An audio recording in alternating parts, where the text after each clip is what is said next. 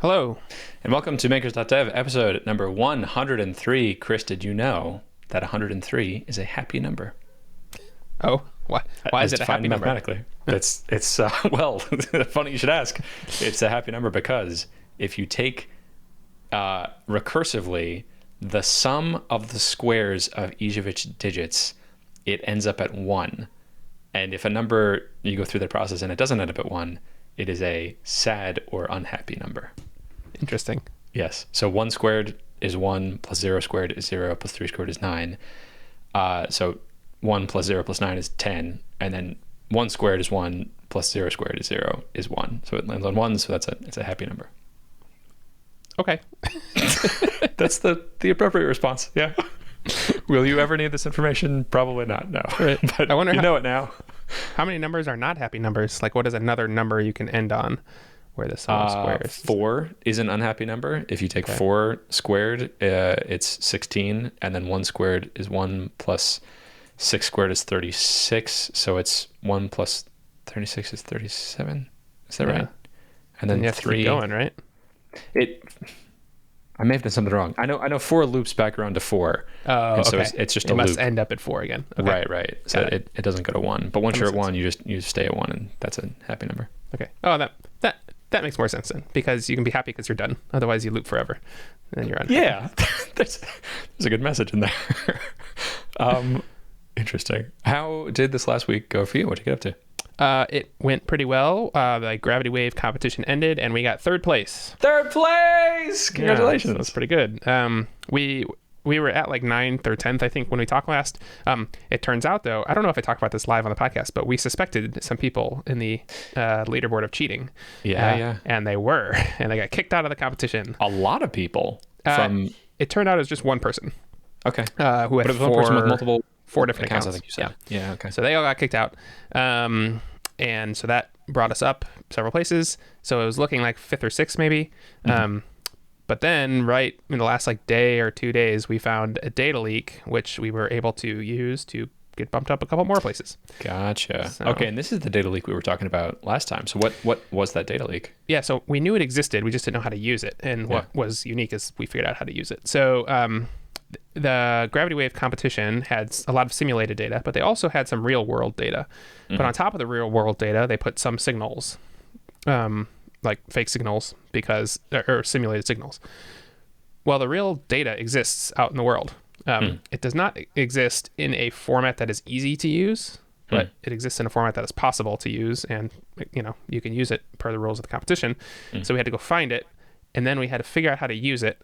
And then they actually changed it. They shifted it up and down a few hertz, and they shifted it around in time. And so we had to figure all of that out. But once we did, we were able to get just enough. Like, we didn't solve all of with more time, we could have gone further with the leak. But we solved enough to bump us up a couple more places. So got third. Gotcha. That feels against the spirit of the competition, but I guess part of Kaggle is like you just, by whatever means necessary, you get a higher place. Yeah, data leaks are always... unsatisfactory. Yeah, and at least we weren't like, it's not like we were 100th place and we found a leak and got to third. We were 5th and went to third. So right, I think that's okay. Yeah, but I'll take it if that's what everyone else is doing, right? Yeah, and also it's not, I mean, it's explicit that you can, if you find them, you can use them, right? Yeah, and so yeah, that's sometimes part of the game. So it feels like you're a sort of adversarial AI who's given a task. Oh, I'm reminded of there were 2 AIs that were pitted against each other to play hide and seek in this arena. And so the hiding ones, their loss function was like, how well can you hide? And the seeking ones, it was like, how well can you find them and how quickly can you find them? And I don't remember if it was I think it was the hiders. The hiders figured out a glitch in the physics engine that was running the simulation that would shoot them outside of the arena, so they would just never get found. And like, yeah, dude, you did the thing. Like, you haven't solved the problem I wanted you to solve, but it's sort of like the mythos of the djinn that like you ask it for something that you want, or the monkey paw story from that like you got to be real specific in exactly what you want, because it's going to give you exactly what you ask for, but it's probably not what you're actually looking for. Like I think the first thing that happens in the monkey paw story is the couple asks for like 400 gold pieces or something, and the next day they find out that their son died, and as retribution from the company that he died, they give them exactly 400 gold pieces, and they're like, oh, this is terrible, but I guess this is what we wanted. And then it gets much more horrifying from there. That's a Lovecraft, I think. Is that right? I don't remember, but yeah, that's okay. The I was just cautionary looking that tale. up the other day. Yeah, AI is definitely like that. Like you will get exactly what you ask it for. And so yeah, with this sort of AI competition, you'll get good at the good training set good test set scores, which may or may not be actually solving the problem you want to solve. Yes. Yeah. And the people running this competition is the same sort of deal. Like they're asking you to solve, minimize your loss function in the score at the end, and gosh darn it, you're going to do it. Like you'll find the data leaks, and you'll that probably not what they were looking for, but you will solve that problem. Cool. That's so exciting. You have one more gold to win before you are officially a Kaggle Grandmaster. That's exciting. Yeah, one more gold. So I immediately went looking for the next competition. Although my master's class is starting up again. So I'm doing advanced linear algebra. I never took regular linear algebra. Oh, no. So I think it's okay because through all this machine learning stuff, I've been exposed to enough of the concepts that I feel like I have enough of a basis that I'm okay. But it is a proofs heavy math course, which is my least favorite. But I've also heard it's a really good course. So we'll see. It might be a lot of work. Yeah. I can see it doing the proofs really cementing your base level understanding of that. This is something Sarah and I talk about all the time, that when she was studying abroad in Italy and Spain, she felt like it was their curriculum there in math and science is much more proof based, and she felt like she got a much more solid understanding of what the core things were. So like we were talking about integrals the other day, and when I was learning integrals, I sort of just memorized them for the test and then forgot about them. But she had to like rigorously understand them from first principles and be able to prove that she could understand them in arbitrary contexts. And I was just like, oh yeah, this is okay. This is pattern matching, like this formula, sort of like how ChatGPT does math. That's how I learned how to do math. Yeah. So yeah, that's cool. I see this being in line with the whole point of this master's program of understanding things at a deeper level and being able to understand like deeper levels how machine learning is working. That's exciting. Yeah, and forcing me to do it, because like I'm not going to go through an entire advanced linear algebra curriculum myself. So this is a forcing function for me to actually do the work. Yeah. I'm curious about something here, because once you finish this master's program, I think you have a year-ish left. I have 5 classes left, so however long that takes me. Okay. If I keep doing just one a quarter, it'll take me 2 years. 2.5 years. Right? Okay, so in 2 years, what's the plan? Maybe nothing. Okay. Which sounds super weird. Like people are like, most people take a master's for an end goal. Right. I took it because it was interesting and inexpensive enough that I just wanted to do it. Sure. So, yeah, I don't know. I think it's a really good bet, especially with GPT stuff entering the public sphere of like I think everybody's much more excited about ML than they have been in the last several years. We have an actual magical application of it that we can be using, and this is the thing that you're studying that you're good at. If someone came to you and was like, hey, we want ChatGPT but for this thing with this slightly tweaked with a master's, and even just now in the position you're in doing Kaggle competitions and stuff, you're in a very good position to excuse me, you're in a very good position to help with that sort of problem. Yeah, and to be clear, like the master's gives me a more theoretical like foundation for a lot of things. If I really wanted to get the best, fastest, probably going like like doing full-time Kaggle competitions or something like that is probably more effective. But this forces me to do some of the stuff that I wouldn't normally understand, like the advanced linear algebra. So that's why I'm doing it. That makes sense. How is everything else going in your life? How's Google treating you? Yeah, I'm 2.5 months or something in to Google. I still feel very new. I'm still learning how all the pieces of everything fit together, but that's okay. That's expected. Also, like joining at the end of a year is, I think we had talked about this before, it's kind of a good thing because you get to see like next year planning, but it's also a weird time because like people are out for holidays and like projects are sort of, wrapping up the year and starting out. And so like, I feel like it's sort of a weird time to join because of that. But starting to get back into the swing of it in January, and things are moving forward. So yeah, I just have to, we were sort of talking about this before, but like I am used to having more control over my time. And so it's not like you asked me if I was dissatisfied. It's not that I'm dissatisfied or anything. It's just different and I have to get used to it. And so like I have a full-time job now. And so I have to be careful if I'm starting an advanced linear algebra course that I don't also start a kaggle competition and then find myself where I'm, spending 80 hours a week doing all three of these things. Like Right. I don't want to be in that position. So I have to be more careful with the types of things that I do and my time. So just got to get used to that. Are you feeling a itch to be doing personal projects like SaaS stuff? I think that's the thing that I would be most fearful of going into a full-time position like that. Yeah, not yet. Yeah. Cool. I felt happy leaving those behind for a while. Kaggle feels very much like personal projects, and it's exactly the kind I like, which is now that I'm done with the gravity wave competition, I get to throw all that code away if I want. Yeah, yeah. So, like I don't have any customers to support. Yeah. So for now, that feels very good. Because my full-time job is now supporting, users of the API. And so that feels very much like customer support. Also doing a lot of, engineering type stuff. And so that scratches that itch. And then the Kaggle stuff is like the Wild West coding that I like doing. Yeah. And so I sort of have all the little buckets of things that I like to be doing, sort of all of those itches being scratched. So yeah, I feel pretty good. That's fantastic. I'm so happy for you. I think this is a really good position for you to be in. I know. I think we both were concerned. Maybe more so me. I think I was concerned about going and working with Google, that would be stifling or like would feel frustrating that it was part of this big organization. But it sounds like you are really enjoying it, and financially it's nice to be much more secure and be having a nice dependable paycheck coming in, and that's something I envy right now. It sounds really nice, and yeah, still getting all your other itches scratched, and sounds like you're feeling overall very fulfilled professionally. Yeah, and it won't always be that way, I'm sure. But for right now, it's a nice change of pace from where I was. Sure. Yeah, it's still new. Still feels like you're. Yeah.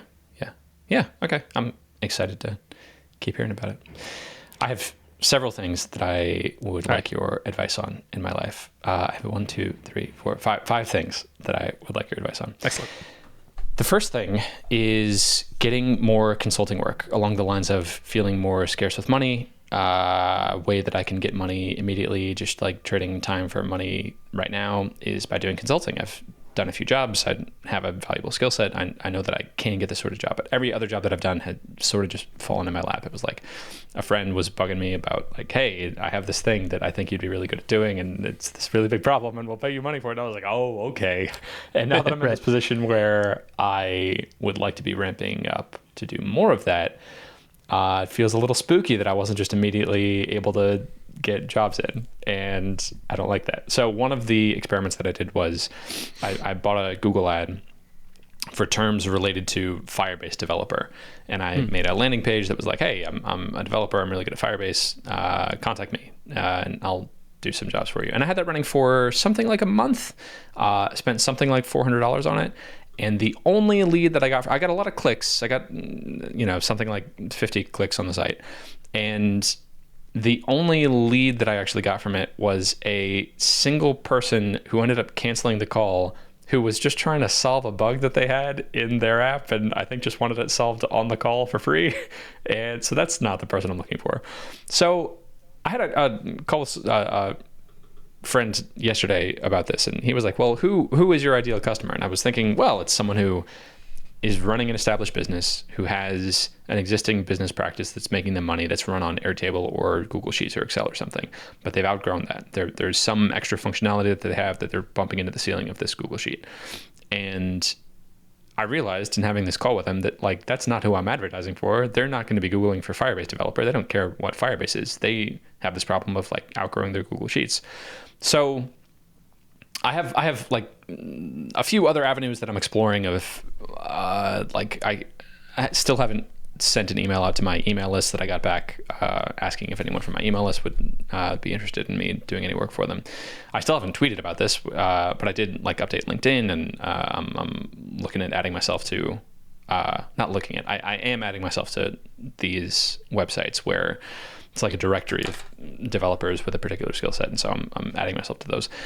But I think the core thing of what I'd like to talk about is this sort of Google ad problem. Like what are the sorts of things that people might be Googling for that I'd be looking for? Because I think that also would solve this higher level problem of branding, of like who is the, what's the pain that people, who is the person who I'm advertising to? What's the pain that they're experiencing? How are they expressing that pain? And then if I can make a Google ad to resonate with them, well, then I can also write a landing page for them, and I could also potentially have like SEO stuff and other educational content. So what are your thoughts on like for the person who's outgrown Airtable or Google Sheet, how do I find more of those people? Okay, so a few things to unpack, a couple questions and a challenging or hopefully thought-provoking comment. Okay. I'll start with a comment. You are approaching this from a marketing sort of, scaling perspective first. So keep that in the back of your head, and I'll finish that comment later. Okay. My question is, what do you actually want? Do you, in terms of if you're looking at day-to-day actual work, do you want a client to pay you money to do a small fixed project?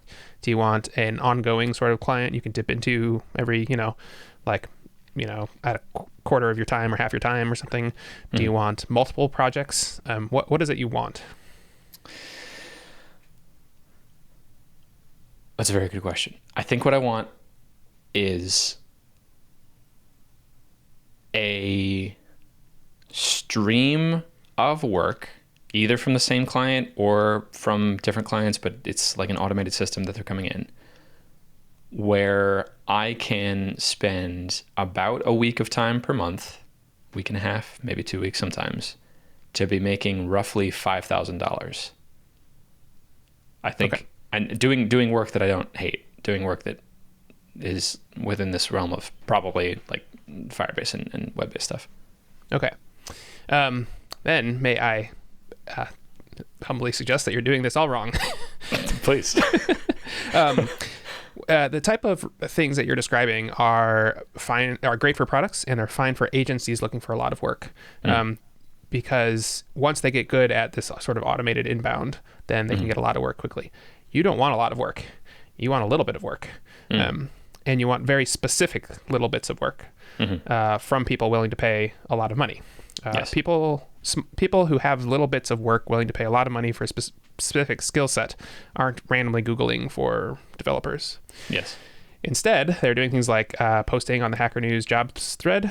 They are, posting job ads on their own website. They are in your, in your Twitter feed, that type of thing. So I would suggest something that has worked pretty well for me in the past, which is you look for companies that are either startups with a lot of money or slightly larger than that, and have job ads, or that have said they're hiring, like on Twitter, and you can reach the person doing the actual hiring, so the hiring manager with a budget. And then you email them, or it can be in your network, or it can be totally cold called. You email them manually and you say, I'm not looking for a job, I could do this work, I'm available a quarter to a half time per month. Don't even talk about rate at the beginning. Just say, would you be interested in getting on a call and talking about that arrangement or something like that. That's what I would do. And it might take you 10 or 20 cold emails, but you'll find 1 or 2 clients. I can almost guarantee it. And that's, I think, exactly what you want. Just a very small amount to begin with. Cool. Yeah. I don't want to make you feel bad about trying the other way first. It's just you're thinking about this like in a scaling way, and you don't want to scale. You Yes. want a very limited thing. Yeah, you're totally right. I have been building up the skill set of like trying to think of building an engine of like where the end of that funnel is this thing that can ultimately infinitely scale. Like building a marketing engine for the video clipper that like I can just take, 1 million people a day, and that would lead to whatever 10% of those signing up. And yes, I could support that today. Kind of. I'm sure there would be a lot of problems, Right. but theoretically, that could scale infinitely. And yeah, for what I'm looking for this project, my time does not scale infinitely. This is more just like mixing in. I want to be able to trade some of my time for money right now. So yeah, if I'm doing more outbound, just looking for companies and startups with a lot of money that have job ads, and then offering to them like I can, you can have me on retainer for this many hours a week or something, or I can finish this project for you. Yeah, okay, that sounds good. I'm reminded of there's a local tech incubator called the Dallas Wildcatters or the Texas Wildcatters or something. I think reaching out to them or seeing if they have a directory of startups that they've invested in, and then seeing if any of those are hiring. And yeah, okay, that sounds good. How else would you look for companies that are hiring? If you do those things, you won't have to. You'll find something. I looked on the Hacker News job thread. I think I got 4 jobs from that. This was back at a time when the market was a little more frothy. Right now, it is a little cool. So maybe you will have to look more then. But I think Firebase developers are still in high demand. Cool.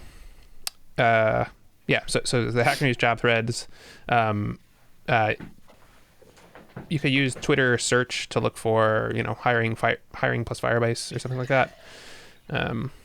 Yeah, if none of that works, then you could do a tweet or something and say, I'm open to, or you're on this podcast now, you have some people listening. If anyone needs a Firebase developer for a quarter to half-time a month, you know where to find Christian. Yeah, but it'll become clear real fast based on the first few interactions. What type of job ads you should be looking for and where to find them, I think. Yeah. Cool. Okay. To listeners of this podcast, not just Firebase, I think I'm trying to think of something I could specialize in. That's like the thing I'm best at, but also like anything in React, anything with Next.js. That's stuff I really enjoy doing. So this brings up another good point too. When you go to these people, don't say I can do Firebase and React and Next.js. Say like whatever the top level thing is in their job ad, say I'm good at this. Here is evidence on this webpage or whatever of why I'm good at this. And tailor each application for them, like figure out, invest some time in learning about the company. And okay. Even if you do lots of things, even if you do lots of different things, be specialized for the person that you're talking to. Yes. Okay, that sounds good. Thank you. Yeah. A little spooky because like I think I just half expected that as soon as I hung my sign up, I'd just have people rolling in and not seeing that as I don't like that. It's not that it won't work. It's that so you're right that you maybe weren't targeting quite the right people. Yeah, also the people that tend to Google like that or like go on especially these freelancer websites or stuff, they want to pay $500 for a clone of Facebook or $100 for a clone of Twitter or whatever. It's just not the type of customer that you want either. Yeah. You want the type of customer who has money and a job ad, and it's not a giant company either. Giant companies are not good to go after with this approach. You won't get a response. So smallish companies. Yeah. I'm wondering if there would be a tactic of like finding local non-tech businesses and just asking them if they need software. Like if I went to a local like mechanic or like a local, I don't know. So a local mechanic is the type of person who wants to pay $100 for a website. You want someone willing to pay $5,000 for you to simplify this function. Right. It's got to be the type of business that has like a law office or something that has a process where they have to do a certain thing, or someone who might be excited about ChatGPT also, who's like, if only we could get someone in here who could like integrate ChatGPT with this Excel-based system that we have right now. I'm not sure who that would be. Yeah, you're still thinking like a product, not like a consultant. Okay. So I'm gonna beat this drum until if you want to do consulting, do consulting. If you want to build another product, then sure, those are great ideas. And consulting would be like just find people who are listing a job that meets the description of something I could do. Find a company with 6 other Firebase developers who needs another quarter of a Firebase developer. Yes. Yeah. Okay. try to teach them anything. Don't try to change their tech.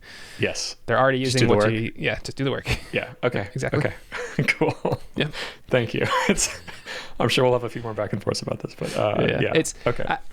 I thought the same types of things when I got started in consulting. But after doing it for a few years, you learn what works, and this is what works. You go to the place that's already doing the thing that you're good at, and you say, I can do that thing, and they say, okay, here's some money. Yeah. Okay.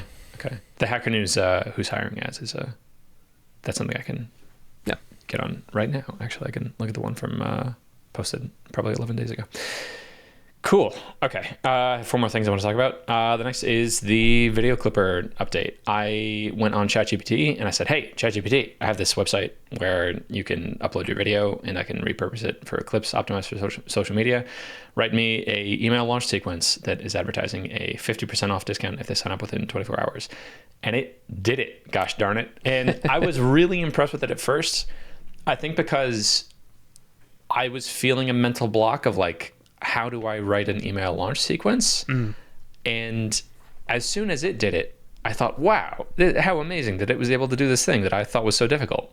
This thing is so much smarter than me. But then in reading them, I realized, oh, well, no, I would like this thing changed about it. Like the way that it described it as a website, and I want to describe it as a web-based video editor. And the way it did each email is sort of formulaic and feels kind of smarmy. So, okay, actually, I'm gonna change like what the offering is and be a little bit more personal. And by the end of it, I'd totally rewritten like the entire body of each of the emails. But my gosh, was it effective to just get a first bad draft that then I'm not starting from scratch. I can go in and there's the template set up, and there were 3 emails and it had all the necessary pieces that were there, and it did have some customization of that tailored to my website. So yeah, that felt really good. The current plan is to launch on January 24th at 9 a.m. Central. I'm going to offer 50% off for 24 hours if you sign up. And then if someone signs up like for a yearly plan, you get that amount off for the entire year. But if you sign up for a monthly plan, it's good for the next 6 months. And I have a whole timeline of development of what the next features are that I'm working on. Right now, I'm launching it pretty bare bones. It's you can upload a video, you can highlight the transcript to make a clip, you can download that in a square format, you can edit the colors. At launch, I don't think you'll even be able to edit the font, but that's one of the things coming up real soon. So I'm hoping the calculation that people make who are on the email list is like, well, I'm buying it now and it's like roughly worth the value. Then I can't like it's not there's something about this that's a little frictiony that I can't quite use. But for all the people that sign up, I'm going to be methodical about asking them like, okay, what do you need to make this part of your workflow?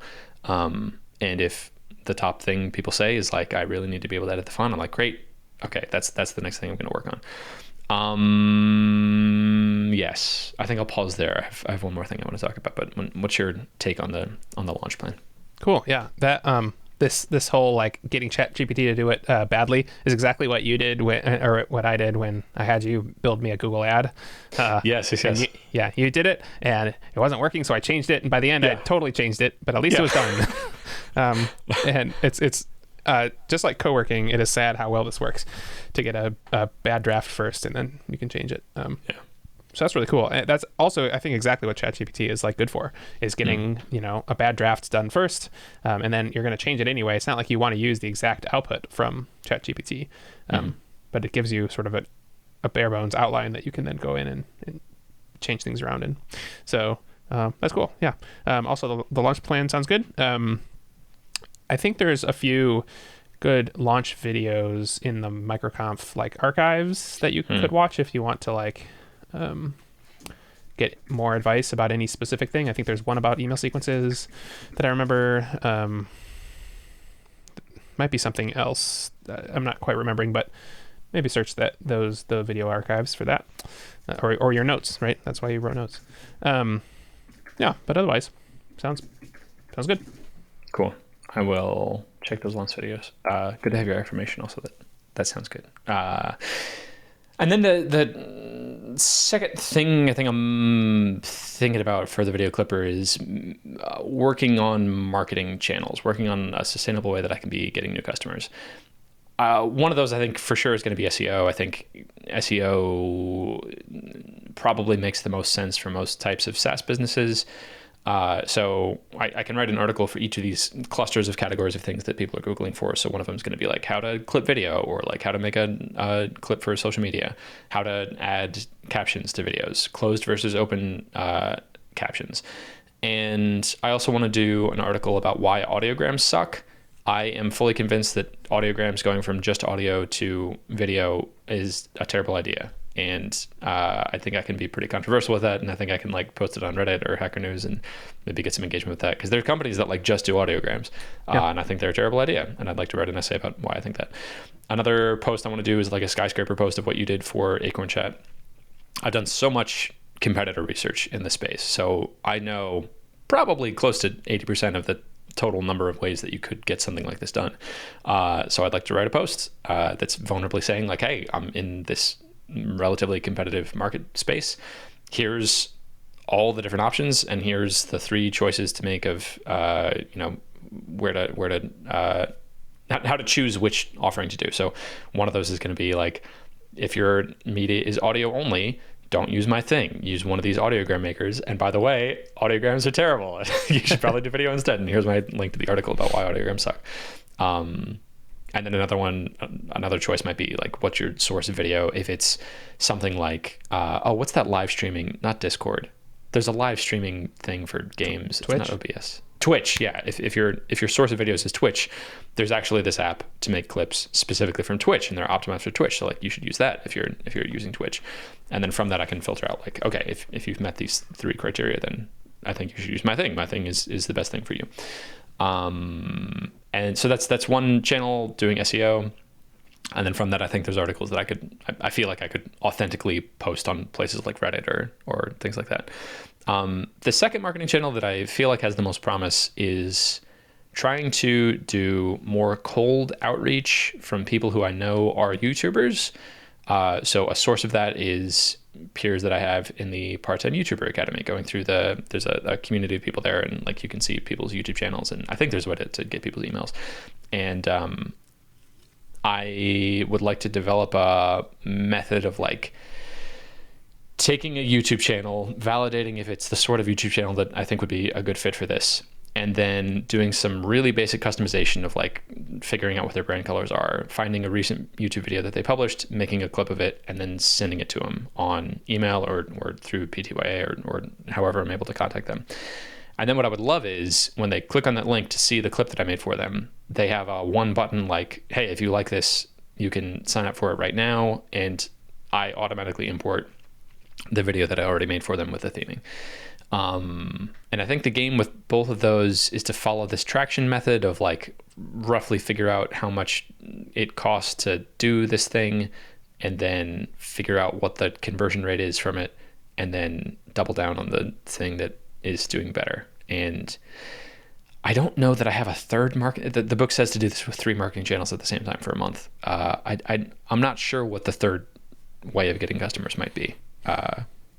You could run ads to the skyscraper post and stuff. Yeah, I could do paid ads. That would be a good one. That would be like that's easy to measure too. Yeah, and that'd be like doubling up on your work. I like that. But those 2 sound great. Also, the second one sounds like something. If you're doing it through the part-time YouTuber Academy where you have some connection to them, I would do it yourself at first. But it also sounds like the type of thing you could unleash an executive assistant on, right? Yeah. And, you just go to all of YouTube and say, look for a bunch of channels here, find contact information, send this thing. Yeah. Especially now that I have some experience with the Google API, I like to think that I'd be able to do some sort of filtering of like, look at every YouTube channel that's published in the last month.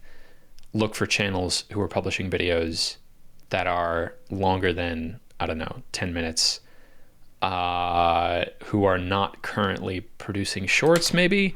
I feel like the top of this could be pretty well automated. And then, I could just have a hopper of things to feed Rachel of like, just the only input she's doing is the customization of maybe finding an interesting clip from the channel and then changing the colors to match their brand colors, and then she's off to the next one. And if I could get that down to like, if she could send out like one of those a minute, I think that's my goal.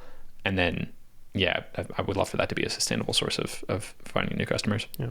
The other thing I might say, I keep thinking about is how Nathan Barry, I think there's a lot of similarities actually between ConvertKit and this thing. They're both from the creator realm. If you do that, I think that's a good way to do it, but you may want to do it vertical by vertical. So like, well, I don't know. Maybe you want to do a shotgun approach at first to see what verticals sort of bite a little bit, and then do more vertical focused. Because the reason is because if you get a few well-known people in a vertical using it, then you can use their names, ask permission, but you can say this other well-known YouTuber in your vertical is using it. And then that sort of generates a buzz within a vertical because, most say, my wife's into crocheting right now. Most crocheting YouTubers, I think, know each other. Like, there's not that many of them. So, I think Nathan Barry with ConvertKit did that with. First, he narrowed in on food bloggers, and then it was like keto food bloggers, and then I think it was like female keto food bloggers, and then he got all of the people in that space, and then by the time he converted like the eighth one, he only had something like 20 customers, but the feedback he got from the eighth customer was like, everyone's using this tool. And from their perspective, yes, everyone was using that. Yeah, I'd love to be in that sort of position, and I think you're right that the tactic to get there is to do an exploit multi-armed bandit approach, where first I just try everyone and then figure out who it's resonating with the most, and then try to go after that segment. Cool. Okay. Some parallels here too to the advice that you give about consulting, where I think my base intuition is to try to do things that are going to infinitely scale, like SEO, and be this recurring thing. And it is a viable tactic to just go after a single person doing more of a sales approach than a marketing approach. And gosh, if I could get like, through just hustling, if I could get one new customer every 2 days, that would be meaningful. Like the business would be growing at a substantial rate. So yeah, that would feel good. Okay. Yeah. Thank you. That's clear. Yeah, I agree. I also think it's, in this case, totally valid to focus on SEO as well, because SEO especially is something where you wish you did it a year ago. So the earlier you get on it, even if it's not perfect right now, at least you'll have done it. Yeah. It's a long-term game. It's also something that, because of the nature of the things that I'm building, like learning more about SEO and practicing it is not going to not pay off. Right.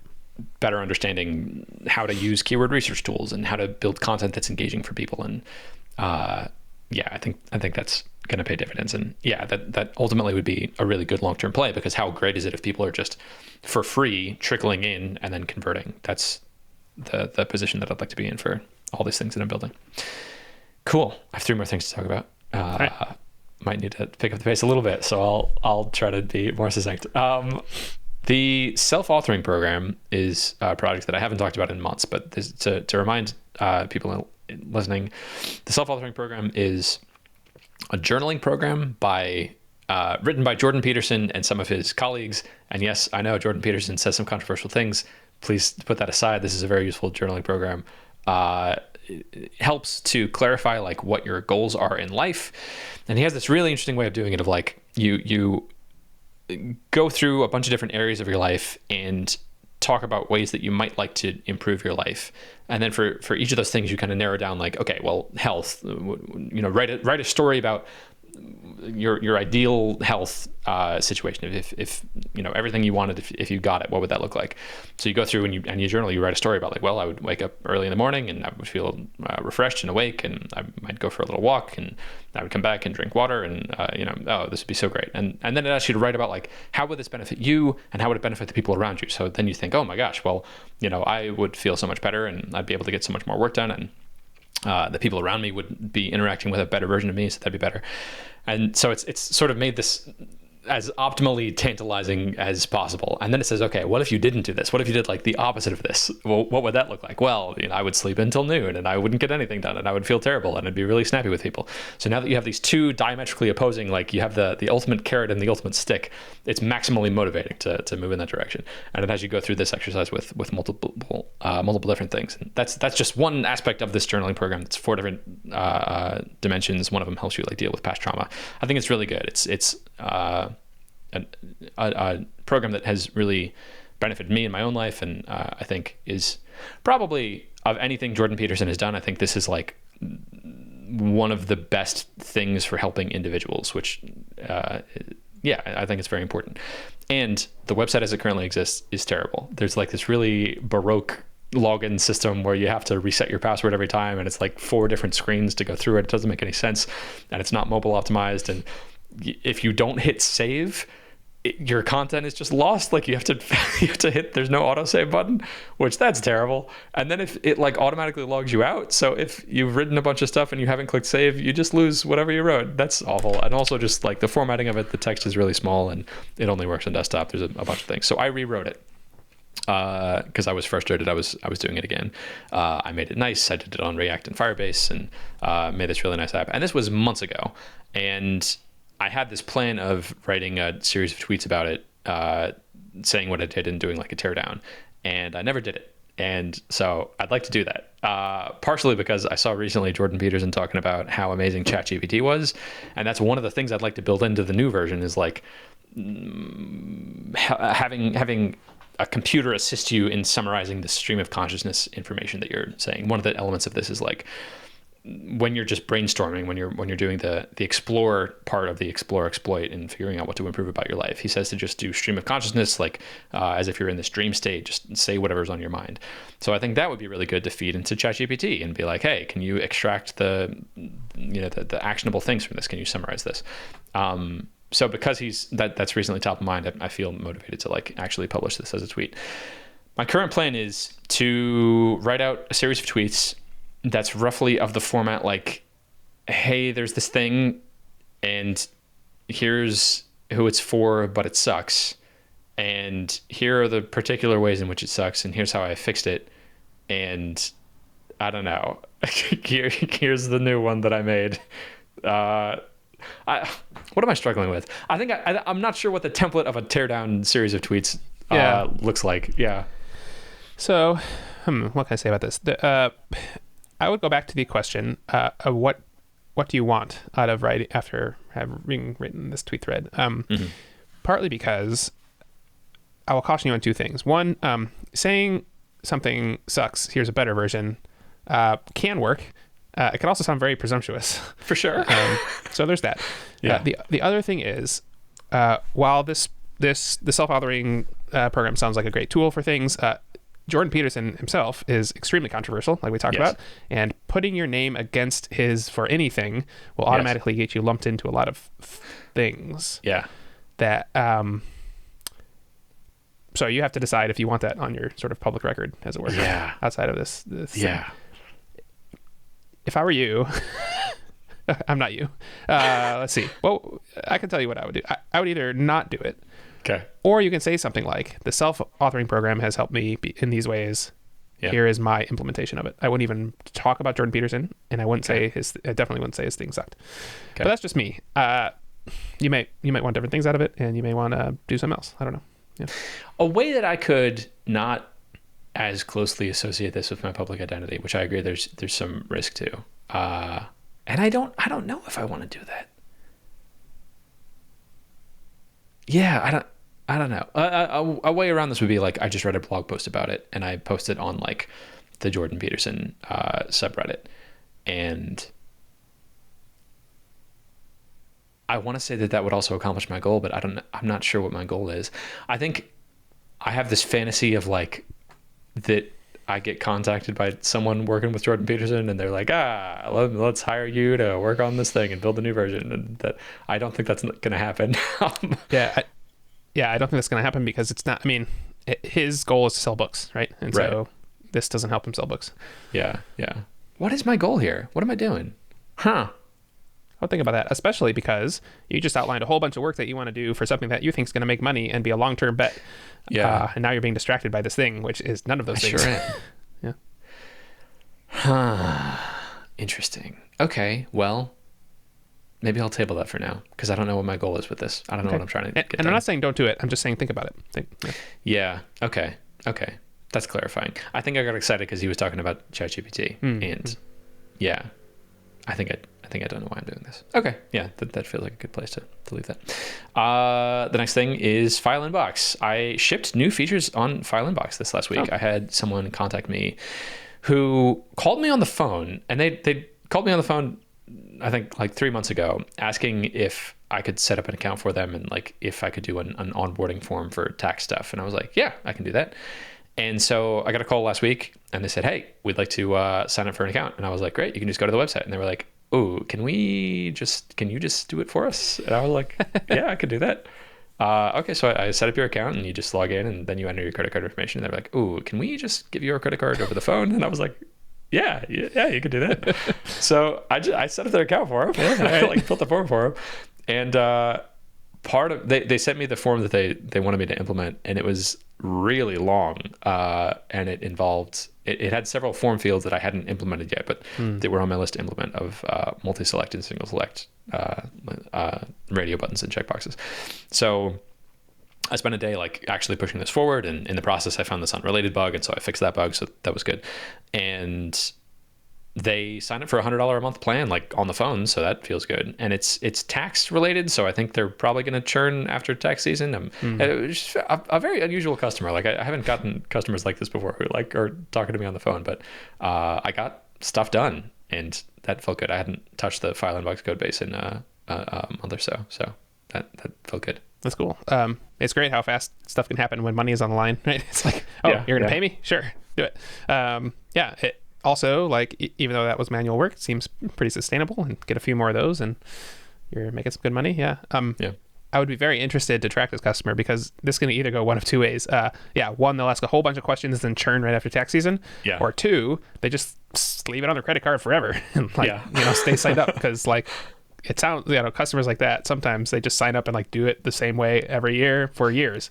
Yeah. So it'll be interesting to see what type of customer it is. Yeah. It will be interesting to see what kind of customer it is. Interacting with File Inbox reminded me that like this is another product. This is another thing that I can be pushing forward. I think I've been heads down just thinking about the video clipper for a long time, but I was reminded that like this is still a thing. Like this serverless transition that's been haunting me for years, like is still a thing on my to-do list that I would like to do. And so I think I'd just like to talk through what the next steps of that are, like I've done several times in the past. I think the serverless transition is pretty straightforward. Like I'm slowly onboarding people. I have a stream of people that like anytime someone asks any sort of question of any sort of complexity, I'm like, oh, hop on a call with me and I'll onboard you to the new system where that issue that we're talking about is going to be fixed. So that feels good. At some point, I'm going to hit this critical mass of like, okay, I'm dealing with right now 95% of the things people are asking for, so I can start like moving people over without even asking them, and then they just log into a new place. What I'm struggling with a little bit more is the marketing plan. I know SEO is a good thing, and I know that like the gap in time from when I work on SEO to when I actually see the rewards is like 2 or 3 months after the fact, which feels demoralizing. But like now that I've seen that happen a few times, I feel like I better understand it. I know that there are ways that I can be improving each of those videos. I can be like recording each of those pages. I can be recording videos for each page. So like on the page that's talking about Google Drive file requests, I can have a little video of like, hey, you're looking for a Google Drive file request. Here's how you do it on File Inbox. You do this and then this and then this.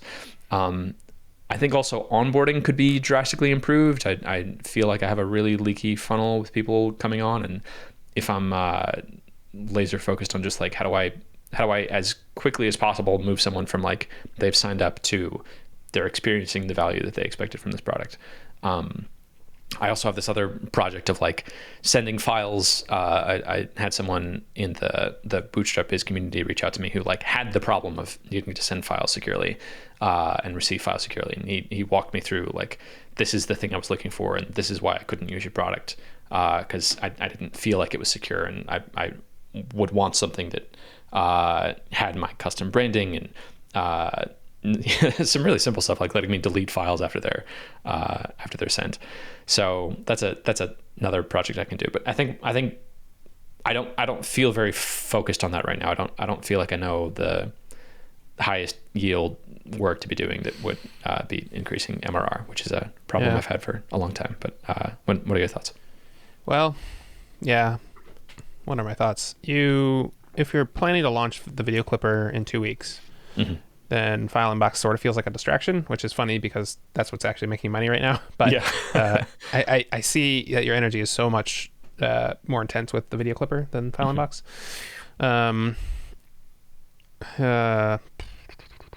Are there my first thought was like, so for SEO, like we just talked about how ChatGPT is great at getting first drafts of things. Maybe you could say, what 3 pages should I write for this website? And then you get the headlines, and then you say, okay, write this article. And it's a crap article, but then you go and rewrite it. Right. And you could probably do one of those a day for each of the days in this week and get 3 articles out. And, in 3 months, you'll see stuff, from that. Yeah. So like something like that, something that you can kind of put on the back burner. The other thing is, you asked about increasing MRR. You did that by signing up this one customer manually for $100 a month. Like, that's, good and instant results. And can you get more of those? I think, I don't know of a good way because they just sort of fell in your lap. But that's the sort of thing I was experimenting with cold calling. Of like, can I just call accounting businesses and be like, hey, how do you get files? And do you want to use my thing instead? And after going through, like, I called 50 people. Oh wow! And I got nothing. I got it was hostile. Like I hated it. I really did not like doing that. And it might be that if I called 100 people, I would get a customer. But man, it was tough. One thing maybe you could do, if you think your funnel is leaky and you are getting people in your door, instead of cold calling, why don't you put several places, book a call with me for free to have me, explain this or set up an account or do a demo or whatever, and see if you get any hits on that. That's something you can kind of, that'll take you an afternoon to implement. It'll, be very passive, and any stuff that comes in, you'll get at least interesting conversations out of it. Yeah. Okay. Worst case, you burn an afternoon putting. Yeah, that's something that I haven't woven into to File Inbox. I have that in all my other stuff. Like, you can book a call with me on the video clipper and from my website, the landing page for consulting. But yeah, I don't currently have a way for people to book a call with me on File Inbox. Yeah, I like that a lot. That's what I do. Okay, that's an easy win. That's something I could do just like today. Yeah, okay. I do that today and then forget about it until the video clipper is launched. Cool. Okay, that sounds good. Writing a new landing page for the homepage also is, I think, something I could do for pretty minimal effort that would yield pretty good results. The landing page right now is sparse, and that's feedback that I've gotten a lot from a lot of people. I think that's an obvious thing to improve. And just following a template of like, you have the product screenshot, and then you have the headline and sub-headline, and then below that you have the 3 core benefits, and then below that you have like, there's a whole template of how to do that. I feel like I could fill out pretty easily. Don't reinvent the wheel, just get it done. Make a new landing page. Okay, those are 2 things that I feel like I could do pretty easily that would push it forward substantially. Cool. Last thing I'd like to talk about is sort of catch-all bag of just like life stuff. I felt like I, for like the last week and a half, felt sort of like demotivated and not quite firing on all cylinders. And I'm just reminded that handling the basics, and the basics are like sleep and drink water and eat food and exercise and get sun and minimize dopamine addictive sites. And I've been doing that for the last few days and already seeing a market improvement. And I feel like I'm spiraling up now versus just sort of like sloshing through the mud. So yeah, I feel like if I were to get a tattoo, I think it would just be like a checklist on my hand that's like those 6 things. Yeah. I found out recently about a temporary tattoo you can get that lasts a year. So it's like ink, but it's ink that's biodegradable or something. So your body eventually processes through it. So if I were to get a tattoo, I think that's the tattoo I would get. Because man, I just like once I find myself in that state where I feel less capable of doing stuff, and then I have the thought, I should work out. I'm like, but I don't want to because I'm too tired to work. But like, if you look at your arm, that's what it says. Yeah. Yeah. So yeah, as a reminder to me in the future and to anyone else listening to this, like if you're feeling like you're not firing as at your full capacity, have you slept? If you haven't, take a nap right now. If you feel like you don't have time for it, you especially need meditating. Meditating is another one of those things. So 7 things, and eat food. If you're eating junk, stop doing that. Eat actual food. Get some meat and some vegetables and eat those. And drink water. Stop drinking anything else. Just drink water. Yeah. So that felt good. I'll pause there because I have two completely unrelated things.